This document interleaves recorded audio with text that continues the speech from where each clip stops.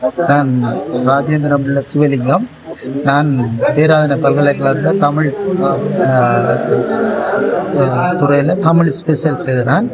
பிறகு 40 வருஷங்கள் திருத்துவ கல்லூரியில் தமிழ் ஆசிரியராக இருந்தேன். சஞ்சிகைகளில் இதுகள் எல்லாம் நான் எழுதி கொண்டிருக்கிறேன். தாய் வீட்டிலும் எழுதி கொண்டிருக்கிறேன். என்னுடைய மகளும் ஒரு எழுத்தாளர். அவள் மியூசிக்கில் யாழ்ப்பாணம் யூனிவர்சிட்டியில் மியூசிக்கில் ஃபஸ்ட் கிளாஸ் எடுத்து இப்போ பாஸ் பண்ணிட்டு இப்போ வேலைக்காக காத்து கொண்டிருக்கிறேன். நான் மட்டக்களப்பில் தான் வசித்து கொண்டிருக்கிறேன். நான் ஒரு வாசகன், தீவிர வாசகன். ஏராளமான நூல்கள் என்னட்ட இருக்கு. ஒரு 10,000 நூல்கள் சஞ்சிகள் எல்லாம் சேகரித்து வச்சிருக்கிறேன்.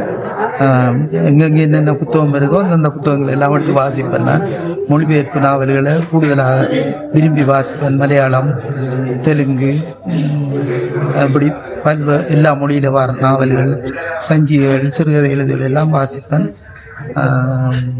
எழுத்தாளர் என்று சொல்கிறத விட ஒரு தீவிர வாசகன் என்று சொல்கிறத